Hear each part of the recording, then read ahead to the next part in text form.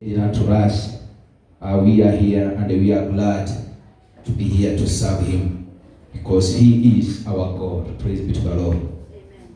We are going to the Word. Allow me to go to the Word as we had the Word, and I know we are going to be blessed this morning. Na Mungu anaenda kutunenea katika jina la Yesu Kristo.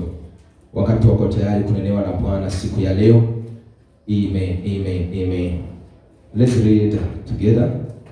Fungua nami katika kitabu cha Habakkuk, the book of Habakkuk. The book of Habakkuk. Are you there? If you are there, say amen. Praise be to the Lord. Are you there? Habakkuk. Amen. Are you there? Ukifika sema amen. Amen kama wengine hawajafika. Praise be to the Lord. Habakkuk, I'll read verse 2, 3 as we proceed, but allow me to read from verse number 1. Praise be to the Lord. New King James, this is what the word says. I will stand upon my watch and set me upon the tower, and I will watch to see what he will say unto me, and what I shall answer when I am reproved. Verse number 12, number 2, that's my verse to verse number 3. And the Lord answered me and said, write the vision and make it plain upon tablets. Make it plain, that he may run that reads it. For the vision is yet for an appointed time, but at the end it shall speak and not lie. Though it tarry, wait for it, because it will surely come. It will not tarry. Praise be to the Lord. Amen. Our Father in heaven, we thank you for this wonderful morning. We bow before your presence, O Lord, eager to have your word this wonderful morning. How we pray, my Father, may you speak unto us. Let the Holy Spirit, O Jehovah God, guide us this morning as we hear your word, O Jehovah. As I stand before your children, my Father, to share your word, Lord, I pray, my Father, may your grace be sufficient, O Lord. Use me as a vessel, my Father. As you bless them, oh my Father, may you bless me too. Because, Lord, together we depend on your word. In Jesus' name we do and pray. Amen. Praise be to the Lord. Amen. Praise be to the Lord. Amen. This wonderful morning, I want us to start something in our life that I know most of the time people have greater or more things to do. As I understand this being February of this 2021, and many are setting the resolution of the year. And it reaches a time when the resolution that you have set into your life, when you look into it, maybe after some time, you are unable to explain because things didn't happen. Hello? Yes, something just happened on the way, whereby you couldn't even stick onto the vision that you had or the resolution that you had. But within a short time, even if after 2 months, after setting your resolution after 2 months, and someone come unto you and ask, how about the resolution that you had for the year? I know you will be amazed with many that because there is something that they didn't make a follow-up unto it. It was just like narrating a story, and they didn't see the need for it to be implemented upon their life. Praise be to the Lord. And this morning, we are going to study about the vision. Vision. I know each and everyone has a vision. Each and everyone has something in life, has a purpose in his life. That's why each and every time you are setting your goal, looking forward for the Lord to guide you. Praise be to the Lord.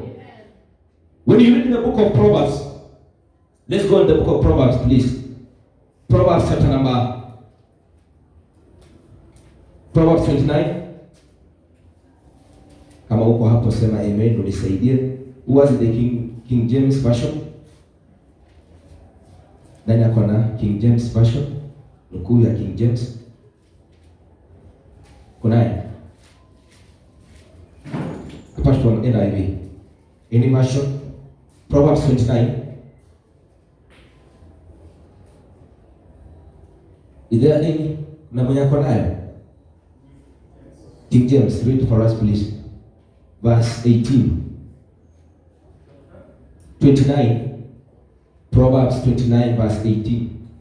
Where there is no revelation, people cast off restraint. But blessed is the one who gives wisdom instruction. Servants cannot be corrected. Just 29. Verse 18 alone. That's NIV. King James. That's NIV. Where there is no revelation, the people cast off restraint. But happy is he who keeps the law. He who is. There is something that I'm looking for.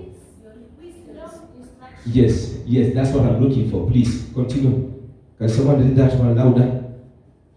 Verse 19. No, just 18. Where there is no revelation, people cast off their restriction.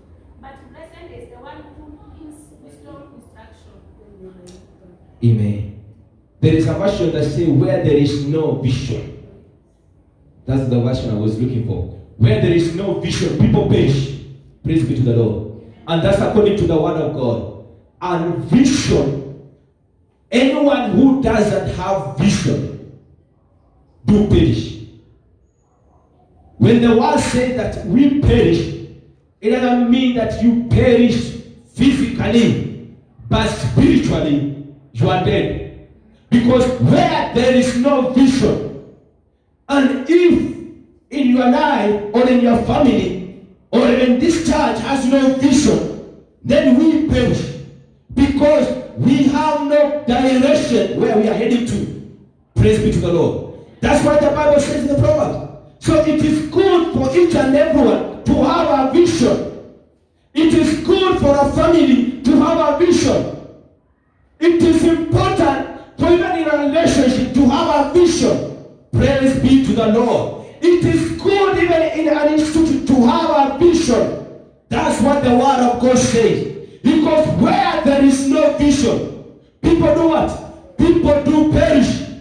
And perish, you are perishing because you don't have the direction. Praise be to the Lord. And when we have just read in the book of Habakkuk, the Bible says clearly that write down. That's what the word says. Write down. As from verse number 2. Said, then the Lord replied, write down the revelation and then make it plain on the tablet, so that their heart may run with it. For the revelation awaits an appointed time. It speaks of the end, and it will not prove false. Praise be to the Lord. When you have a vision, it is a revelation that you are having. Then the vision, it speaks of the end, not the beginning. Praise be to the Lord. You might be here today. People may see you different. But I want to assure you, when you have a vision, you are seeing the end of your life. You are seeing what the Lord has prepared for your destiny. You are able to see in the spiritual realm the way to go, and you see your end, not your beginning. Praise be to the Lord. Praise be to the Lord. What is a vision? A vision is a picture of a preferred future. When you have a vision, it's now having a picture, and a picture, not a physical picture, but in a spiritual realm. You can see and even penetrate and able to see what the Lord has for you. That's the vision. Hello? Hello? Praise be to the Lord. What is a vision? Do you have a picture of your life? Do you have a picture of your family? Do you have a picture of that relationship? Do you have a picture of that business you are? Do you have a picture of the ministry where you are now? Hey, or you just just come to church because people go to church. Hello, praise be to the Lord. It is a picture, something that you can see. And I know when you have a vision and you try to narrate it to other people, they are unable to see. Only those who can bear with you, those who can help you, those who can take you to another level, they can come out with you. Praise be to the Lord. But only few. Many will never discourage you. Many will ask you many questions. Is it possible? Because you are trying to give them a picture. You are trying to give a picture. Let you take this, brethren. When you want to construct a house, I know you desire something better, beautiful. And you have to consult the experts. Praise be to the Lord. Now, when you go to architects, he tried to describe to you the nature of the house. He even tried to narrate it to you down. He can take you to the field and start elaborating how the structure will be, how the house will be, even before showing you unto 3D. Praise be to the Lord. Because you have not seen it, but because he has an understanding and he knows what you desire, he is able to elaborate all. But many will not understand until the time he will drop down and show you unto 3D. That's you say, this look beautiful. Kini kama nafika hapo, wengi watu tunapotea barabarani. It is the same as a vision. For someone who has a vision, when he tries to elaborate what he has, najua wengi wataanza kumuuliza wewe, hata nikikuangalia wewe utafika. Praise be to the Lord. Vision is also the ability to think about or plan the future. Vision is not only the picture, but it's also the ability. Ni uwezo gani wenye unaweza kaa ukaanza kutafakari kuhusu kesho yako, ukaanza kutafakari kile ambacho utaweza kufanya. Hello, praise be to the Lord. Vision is also being able to see the end. Something better to understand also the vision. Vision is being able to see the end, not the beginning. Mtu aliye na maono haonangi leo, haonangi jana. Praise be to the Lord. Because yesterday it is an experience that you had, and yesterday it is a good teacher. Someone say so. And today it is a great day, and it's a day for you for having a great opportunity. But tomorrow it is not your enemy. Tomorrow it is the state of your future. Praise be to the Lord. Najua hukunipata. Yesterday it is a good teacher. Yesterday is a good teacher. It's a good experience. That's why Waingereza wanasema ya kwamba experience is a good teacher. And today it is an opportunity. But tomorrow it is the state of your future. Praise be to the Lord. Praise be to the Lord. Because tomorrow is not your enemy, but it has to be fulfilled. Praise be to the Lord. When you read in the book of Jeremiah 29 verse 11, continue down. Let's just go there. Jeremiah 29. Kama uko hapo nisomee tafadhali, tusaidiane. We know the verse, but let's read it together. For I know the plans I have for you, declares the Lord. Yes. Plans to prosper you and not to harm you. Plans to give you hope and a future. Then you will call upon me and come and pray to me, and I will listen to you. You will seek me and find me when you seek me with all your heart. Amen. Praise be to the Lord. Amen. When you read in the Jeremiah, God has a plan for each and every one of us. And that's why I say that I have a plan not to harm you, but for better future. I have a plan. So, in a vision, the ultimate purpose of God in a vision is for you to see. That's why he's saying in the book of Jeremiah that I have a plan. Now, how can you see a plan of God? You are supposed to be able to have the understanding and be able to get onto spiritual realm to know the plan of God upon your life. Praise be to the Lord. For you to see, it is good to know. That's why God says in the book of Jeremiah, chapter 1, verse 5. Please read us. Read for us that chapter, that verse, please. Nisomee tu tafadhali ili tuendelee pamoja. Jeremiah. Chapter 1. Verse number 5. Before I formed you in the womb, I knew you. Before you were born, I set you apart. Yes. I appointed you as a prophet to the nation. Yes, it's okay. Amen. Praise be to the Lord. Before you are formed, that's what the Lord says. I knew you, and I appointed you as a prophet. So, brethren, hautakuja unichallenge ya kwamba hauna maono. Maana Mungu tayari amekuwekea maono. Na anasema kabla uzaliwe nilikujua. Kabla uzaliwe nilikuweka kando. Kabla uzaliwe kuna kitu niliweka ndani yako. Kabla uzaliwe nilijua wakati kama huu utakuwa mahali fulani. Kabla uzaliwe nilijua wewe ndio utasimama, hautaanguka. Na kwa nini ndugu nasema ya kwamba utaanguka? Kabla uzaliwe nilijua ndoa yako itasimama. Kabla uzaliwe nilijua biashara yako itadumu. Kabla uzaliwe nilijua hiyo huduma itasimama. Kabla uzaliwe nilijua kila ambacho unachotaka kitakuwa. That's according to the word of God. And that the vision the Lord has for us. Praise be to the Lord. Amen. When God gives us a vision, there are three things you have to understand. God pre-planned a vision for us. Praise be to the Lord. First, what God does is to reset a vision. God set a vision. And after God setting a vision, God pre-planned. Yani anarudi kutayarisha. Praise be to the Lord. And then after God pre-planning the vision, now God pre-designed your vision. Praise be to the Lord. Anakuelekeza sasa mahali ambapo yafaa ukue. Na mtu mwenye maono, ukitazama ukielewa vizuri, mtu mwenye maono hakwamiki barabarani. Yeye kila wakati anang'ang'ana. People with a vision, failure is not in their vocabulary.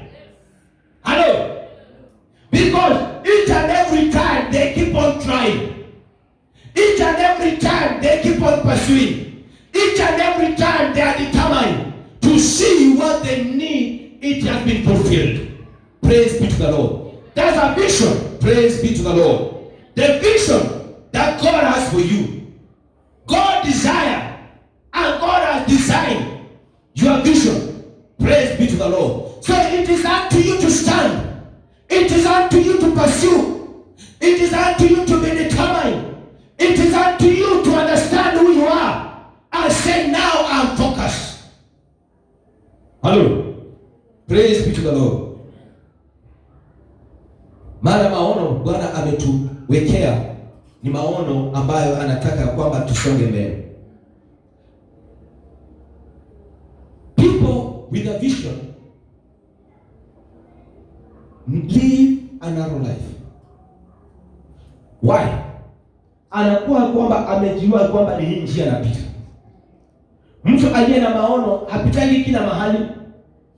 You have to understand that, brethren. Mtu aliye na maono hatembeani kila mahali. Mtu aliye na maono hafanyangi tu kitu kwa sababu watu wanafanya. You know, before I get an understanding of this world, nilikuwa naona ni kama watu wengine ni wagumu sana. Si wagumu. Kwa naona watu wengine they are so stingy. No. I came to realize they have a vision. Nilidhania watu wengine they are so economic. Wanajaribu kujifinya, kumbe sio kujifinya, ni maono. Halo, ni maono mtu hapo nayo. Na ukiwa na maono, nataka nikwambie ndugu yangu, dada yangu, watu watakuona ya kwamba wewe ni kana kwamba wewe ni mwenda wazimu. You look crazy. Halo, because things you do, when people look unto you, they ask, is it you? When people look at what you are, the direction you are following, wanaanza kuuliza mbona sisi tunafuata hivi na wewe unafuata hivi? Kwa sababu wao wanaona hapa, lakini wewe unaona pale kesho. Praise be to the Lord. the other time never say here. Kuna watu ambao wanaona wanakimbilia, they are looking when the people there are people looking for the vision and there are people who are looking for the television. Was it so? Kwa hivyo utaona mtu wa maono akiwa wapi? Katika runinga. Na mtu ambaye ako na maono, mambo yale anayofanya, anafanya mambo ni kana kwamba kichwa chake iko sawa. Kwa instance, tazama kama Yusuf. Joseph alipokuwa na ndoto, akawaambia ndugu zake, akawaambia baba yake, tazama, walianza kumwambia wewe uko na kichaa. Wewe utukoni vizuri, unasema nini? Wakaanza kutingiza vichwa. Hivyo ndivyo pia hata wewe unaweza kuwa. Wakati uko na maono, ukiwaambia watu wanatingiza vichwa, wanasema hapana, wewe hapo unatudanganya. Wewe tukiangalia hii itawezekana kweli. But I want to assure you, when you are determined and you are focused, when you stand on your line, you are going to achieve. Praise be to the Lord. That's why sometimes people, when they have vision, wako na maono lakini wafika barabarani, maono yao yanadidimia, maono yao yanapotea, maono yao hayapo tena. Ni kwa sababu gani?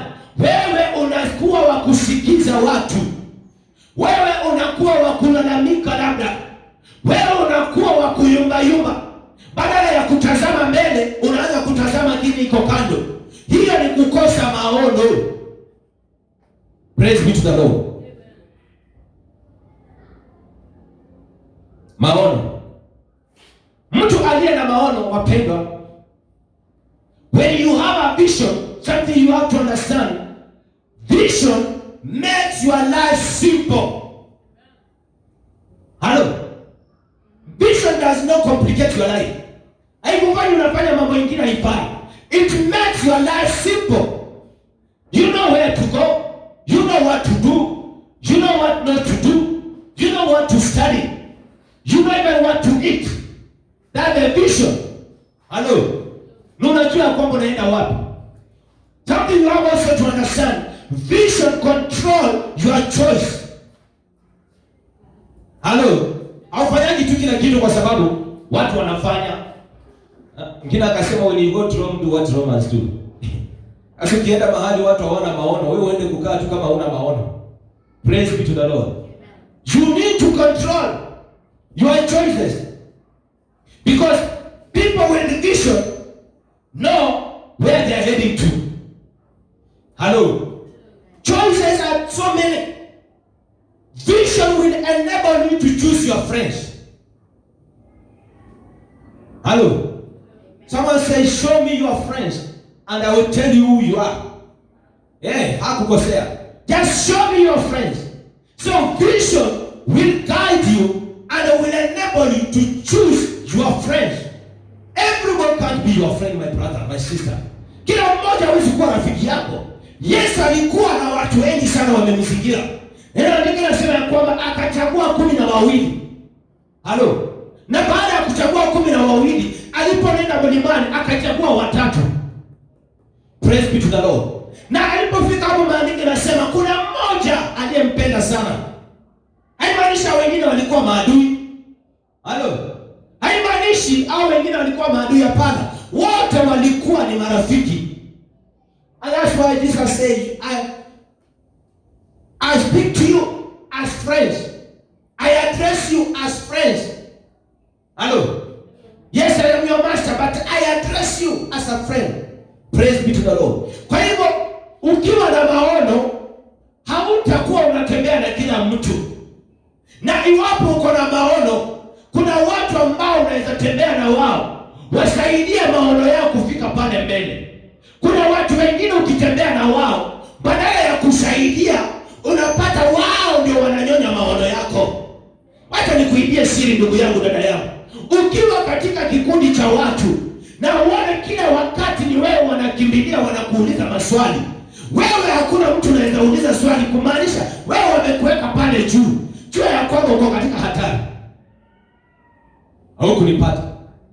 Ukiwa katika watu, ionekane when they want to make the solution, when they are looking for solution, they run unto you. Usifurahie kwa sababu wewe umewekwa pale juu. Wewe ujiulize, na wewe wakati uko na mambo yako unaweza kimbia wapi? Hata ukiwaambia wanakuambia hii hatujui. uko katika hatari. Yafaa utoroke. Kwa sababu mtu aliye na maono, kama wewe ni rafiki yangu na wapo nina maono ama uko na maono, yafaa tujengane mmoja kwa mwingine.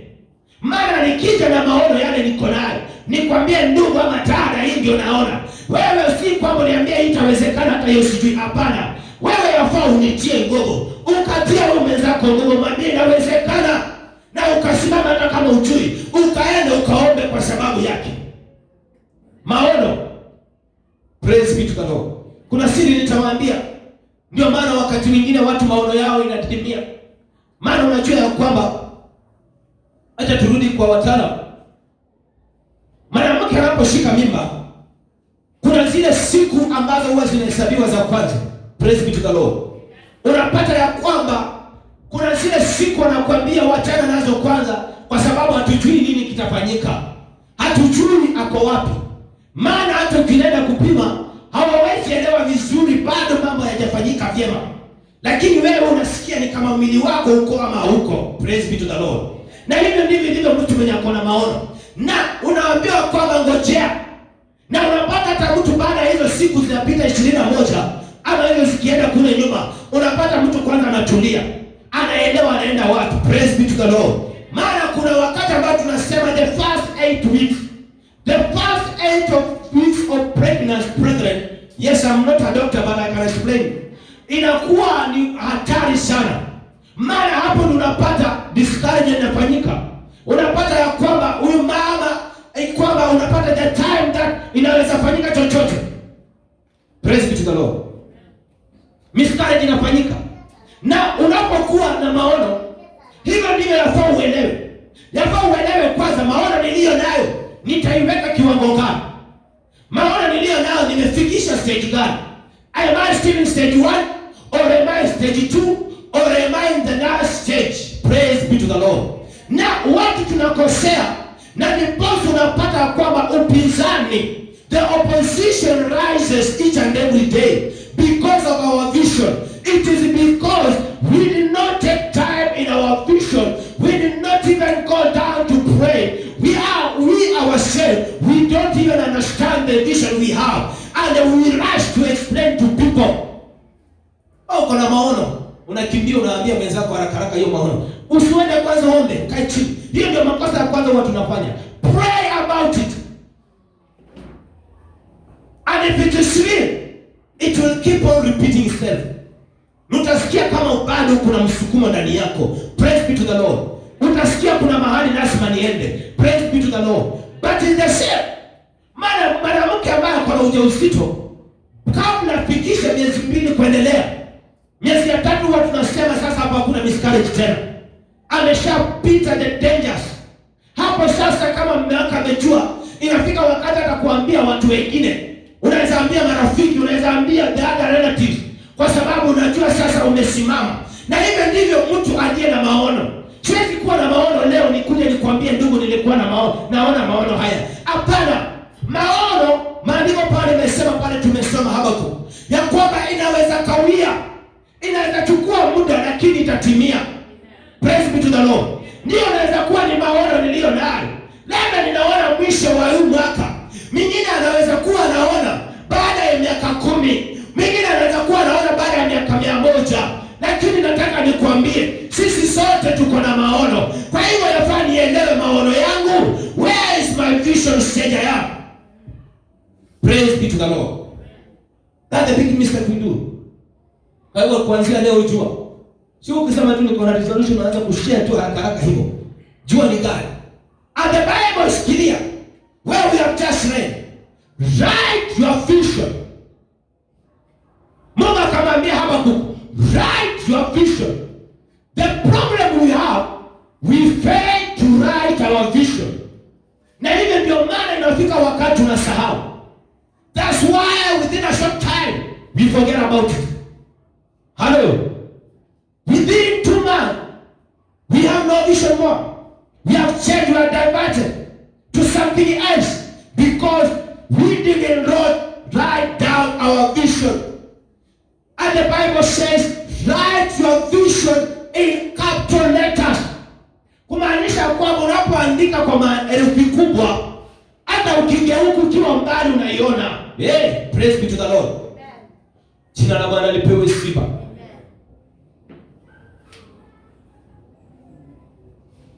Maono. Vision defines what you have to do. Vision will also show you your destiny. People with vision, they don't just wake up and do everything.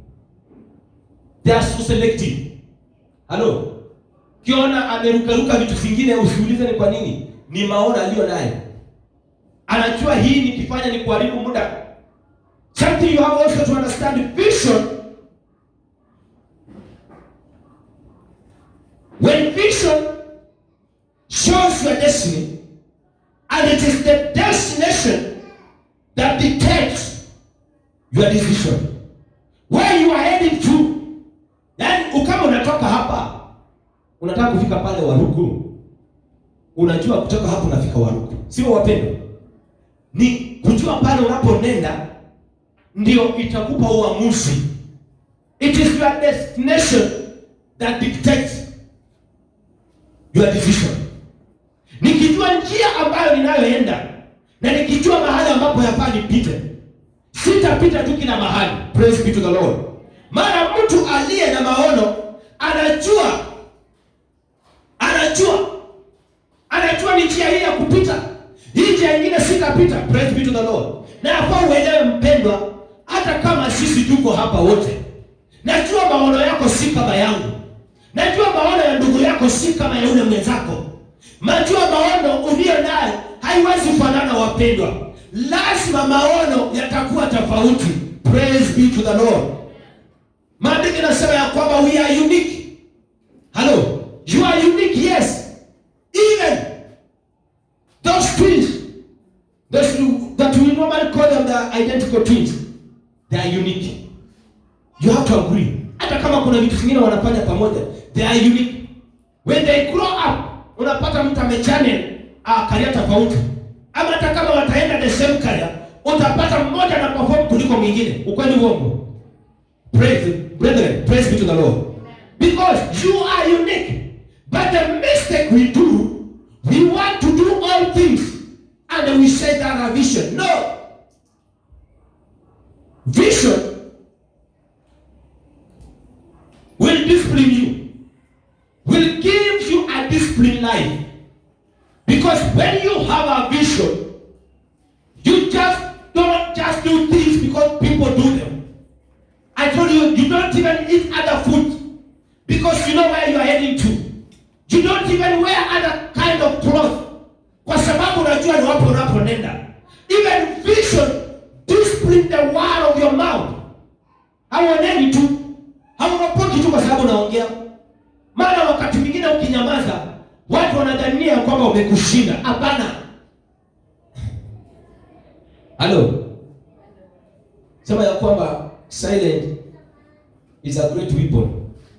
Maana mtu ajui unaamua nini na umenyamaza. Others watadhania kwamba umekanyagia chini, lakini hawajui ni wapi unaponenda. Hello. Praise be to the Lord. By studying people who are successful in the Bible, looking up to Moses, looking up to Joseph, maybe dwell much on Joseph. Joseph alipokuwa na ndoto, when he narrated to the brothers, even the parents, maandiko nasema hapo opposition arise. Hello. I see Joseph in Potiphar's house. You know, sometimes when you have a vision, the devil may come on your way so that you may think you are at your destiny, but you are not. You are still on the way.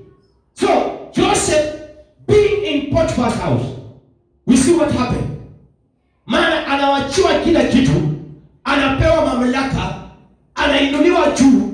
Kumbuka, this is a slave, lakini amepewa authority in Potiphar's house. Praise be to the Lord. But Joseph knew, this is not me. This is not what the Lord predestined for me. what the Lord pre-planned for me. I am supposed to be somewhere. Yes, I know I am in a good position, but no. This is not the right place. Even when the devil rise through the wife of Potiphar, Potiphar's wife, Joseph said, no, I can't do such things. Not only before me, even before my God. Because Joseph understood, and Joseph had a revelation of knowing where he was heading to. And Joseph being able to penetrate in the spiritual realm, he knew that where God wants him to be. I can see even Joseph in the jail. Hello? Na Yusufu akiwa kule kizimbani amefungwa, they are also wanamwongeza mamlaka. He's now the overall of the jailers. But the devil is a liar. Joseph realized this is not where I am supposed to be. Until the time we see Joseph in the palace. Praise be to the Lord. Becoming now a prime minister. Now I want to tell you, brethren, for you to have a vision, it doesn't mean that all things you are doing, it is bad. No. Hello. There are things that are trying to deny you to reach your destiny. Yes, what you are doing is good. Because the enemy of for you doing right is good. And everything you do, even in your eyes, even before the Lord, it is good. It looks perfect. But it is not right. Not all things you do are right. You might be doing good things, yes. But you have to ask yourself, am I doing the right thing? In other words, this is what it means. Maybe people are going in left direction, not west direction. But you are supposed also to take a move and make a decision. Now you take an opposite direction. What you are trying to do, you are moving, but you are not moving in the right direction. Praise be to the Lord. Someone opened for me in the book of Luke chapter 10. Ili tuelewe vizuri. I'm just laying a foundation about vision, and we pray the Lord will guide us as we go through this series of vision. By the end of it, we will understand better, and we will be people of vision, visionaries in the mighty name of Jesus Christ. Luke chapter 10. So that you may understand there are things you are doing, yes, but they are not right. Are you there? Luke 10 chapter verse number 38 to 42, please. Someone read for me. As Jesus and his disciples were on their way, he came to a village where a woman named Martha opened her home to him. She said she had a sister called Mary, who sat at the Lord's feet listening to what he said. But Martha was distracted by all the preparations that had to be made. She came to him and asked, Lord, don't you care that my sister has left me to do the work by myself? Tell her to help me. Martha, Martha, the Lord answered, you are worried and upset about many things, but only one thing is needed. Mary has chosen what is better, and it will not be taken away from her. Amen. Praise be to the Lord. Amen. We are seeing Jesus visiting this family. Two sisters. And the Bible says clearly, it is Martha who opened the door for Jesus. Praise be to the Lord. Maana Yesu alipokuja, yule wa kwanza kwenda kumtangulia alikuwa Martha. Praise be to the Lord. Na Martha alipokutana Yesu, akamkaribisha nyumbani. When he welcomed him at home, Martha forget one thing. Martha into his mind, he rushed into kitchen. Hello. And they start bothering herself with the things that are not right. Yes, what he was doing was good. Praise be to the Lord. That's what I'm saying. You might be doing good thing, but you are not doing the right thing at the right time. But people with the vision are doing the right thing at the right time. Praise be to the Lord. Now, mother is complaining. Mother is also distressing herself. Why God? Why Jesus? Look, my sister. Ndivyo ndivyo tulivyo. Tunajisumbua. Do you know what brings stress in our life? Or do you know why you are so stressed? It is because stress comes when we don't know what to do when we bother ourselves with the other things. Stress develops in our life when we don't understand, when we don't know what to do, and we keep on bothering about other people's things, about what others are doing. Praise be to the Lord. And we find ourselves doing the good things, but the wrong time. Mother, as you see, mother was right, was doing good thing, prepared, because I know after the conversation they needed to take something. Is it so? And they was busy in the kitchen trying to do all the manner of things. But he complains and come and ask, Jesus, my master, why can my sister come and help me? Well, we have just read in the book of Habakkuk chapter number 2, verse, when you go back, it was a complaint of Habakkuk. We complaining about what other nation, how other nations are prospering, how other nations are doing greater. And then Habakkuk was crying unto God, akimwambia Bwana, mbona hii inafanyika? Na hivyo ndivyo tunavyoona pia. Mada analia anasema, mbona Mary hawezi kuja kunisaidia? Na hivyo ndivyo watu walivyo. Unapoteza maono kwa sababu gani? Unashinda wakati wote ukilia watu wafanye. Because when you have a vision, you won't cry to people to come. It is unto you to pursue and people will follow. Ukunipata? Mtu aliye na maono. Wakati uko na maono, ndugu yangu, imefika wakati. Na unaona haya maono ndio nimeufikiria nikaona yenyewe imefika. I've risen and I've gone down and pray and petition.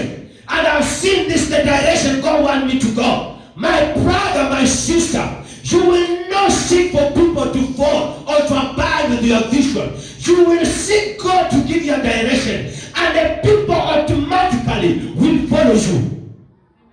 But the problem, we bother what other people say. We bother what other people look unto us. We bother so much, and that's why we are distressed. Sababu ya maono ambayo tulio nayo. Praise be to the Lord. Mada alikuwa pale anaangalia, anamwambia Yesu, tazama mbona Mary hawezi kuja kunisaidia? Niko hapa peke yangu. There are things God has assigned you, even in that family, even in that company you are in, even in that business. Yafaa wewe uangalie ni wapi unaponenda. And pursue. Be determined and be focused. Remain focused. The problem is we lose focus. And the moment we lose focus is when we start complaining. Where is so and so? Why not so and so? Why only me? Hello? And at the time your vision will die. At the time your vision will perish. Praise be to the Lord. Amen. So people with vision have three things in mind. People with vision, I want you to understand. People with vision, number one, they are focused. Number two, people with vision, failure is not in the vocabulary. Praise be to the Lord. People with vision, last thing that guide them also, time. People with vision, time is not a problem. Three things. Time. Na unapata kila wakati mtu analalamika anasema muda wangu uliisha. Muda wangu uliisha.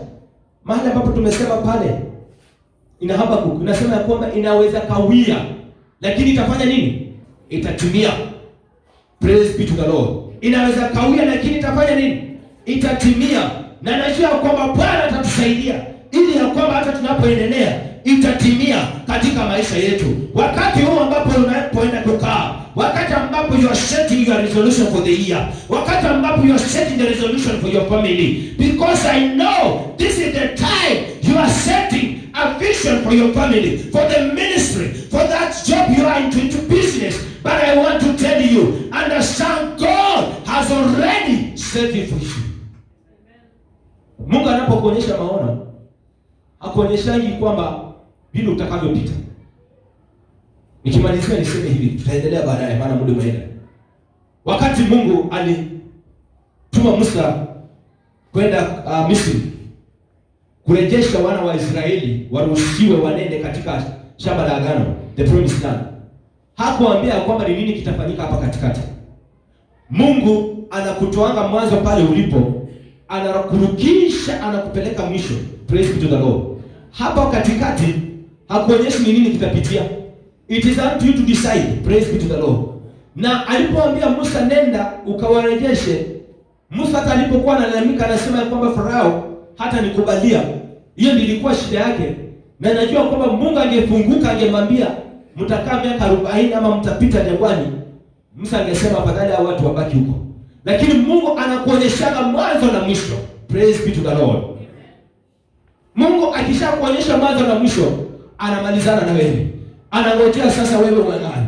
Na nataka nikwambie mpendwa, mtu aliye na maono, wakati ambapo uko na maono, hautakuwa kila wakati ukilalamika. Amen. Unaweza wacha mahali ukiwa peke yako, lakini kwa sababu uko na maono, unajua ni wapi unaponenda. Maana uko na maono, unajua utasimamia wapi. Maana mtu aliye na maono anatazama mbele, hasikizi maneno ya watu. Maana watu watakuita majina. Nimemwona Yusufu akaitwa majina. Nimemwona Musa akitoroka Misri akienda kule jangwani.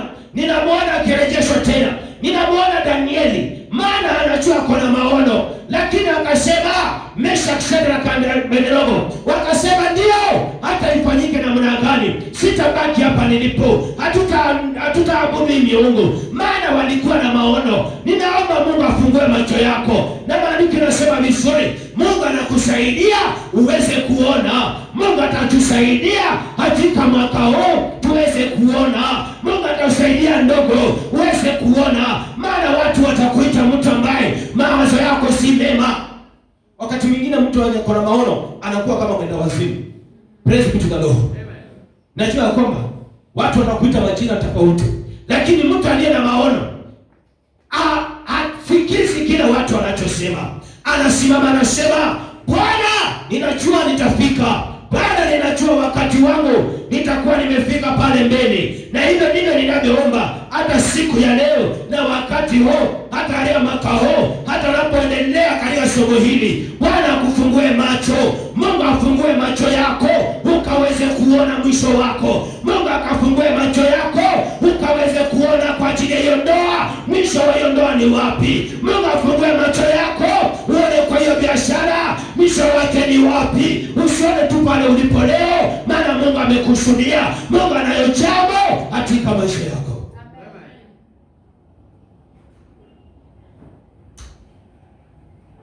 Tutaendelea baadaye.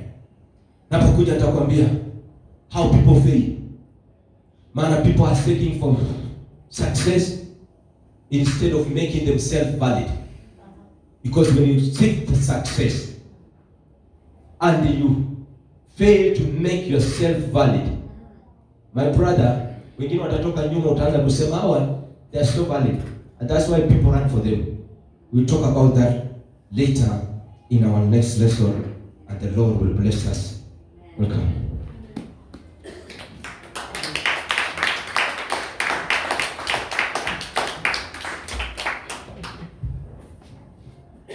Amen. We appreciate Pastor for that wonderful